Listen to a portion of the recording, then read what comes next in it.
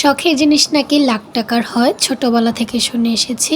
কিন্তু লাখ টাকা না হলেও কিছু টাকার জিনিস যেটা আমাদের কোটি টাকার থেকেও বেশি সুখ দিয়ে থাকে, আজকে সেটাই আনবক্স করছি।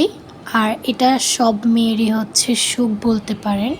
প্রত্যেকটা মেয়ের পছন্দের তালিকায় চুড়ি থাকবে, এটাই স্বাভাবিক। এতগুলো চুড়ি পেয়ে তো আমার মনটা খুবই খুশি হয়ে গিয়েছে। কিছুদিন আগে আমি একটা স্টোরি দিয়েছিলাম, কিছু চুড়ি গিফট করেছিল একজন হাজব্যান্ড তার ওয়াইফের জন্য। তো আমি ওই জিনিসটাই শেয়ার করেছিলাম। সো আপনাদের ভাইয়া হচ্ছে সেটা দেখে আমার জন্য চুড়িগুলো অর্ডার করে।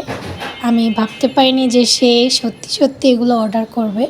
পছন্দের মানুষ যখন নিজে থেকে কোনো কিছু গিফট করে, তাও আবার স্পেশাল কিছু পছন্দের জিনিস, তাহলে সেটার ফিলিংসটা বা ভালো লাগাটা একমাত্র একটা মেয়ে বুঝতে পারবে। আমি যে তখন কতটা খুশি হয়েছিলাম সেটা হচ্ছে ভিডিওতে হয়তো বা বোঝা যাচ্ছে না। অনেক বেশি পরিমাণ খুশি হয়েছিলাম।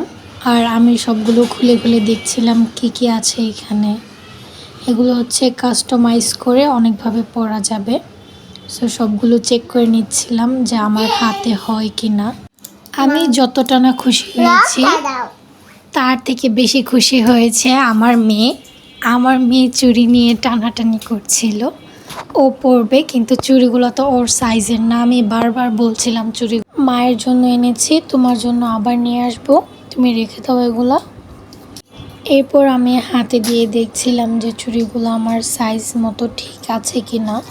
কারণ আমার যেই চুড়ির সাইজ ওইগুলো মাঝে মাঝে আমার হয় না। আমি নিজে নিজে একা কখনোই চুড়ি পরতে পারি না। তো আমি দেখছিলাম এগুলো খুবই ইজিভাবে আমি পরতে পারছিলাম। সো আমি অনেক থ্যাঙ্কফুল যে হচ্ছে তুমি আমাকে এগুলো গিফট করেছো। আমি এই ভিডিওর মাধ্যমে তোমাকে ধন্যবাদ জানিয়ে দিলাম। আর ওই দিনই হচ্ছে আমরা বিকালে বের হয়েছিলাম বাইরে একটু ঘোরাঘুরি করার জন্য। তো আমি হচ্ছে চুড়িগুলো পরেছিলাম, সেগুলোর কিছু ভিডিও নিয়েছি। এই যে আমি হচ্ছে কিছু চুড়ি এইভাবে ডিজাইন করে পরেছি, আরও অনেকভাবে ডিজাইন করা যায় চুড়িগুলো। সো আজকের ভিডিও ছিল এ পর্যন্তই। সবাই ভালো থাকবেন, সুস্থ থাকবেন, অ্যান্ড বেশি বেশি করে লাইক কমেন্ট করবেন।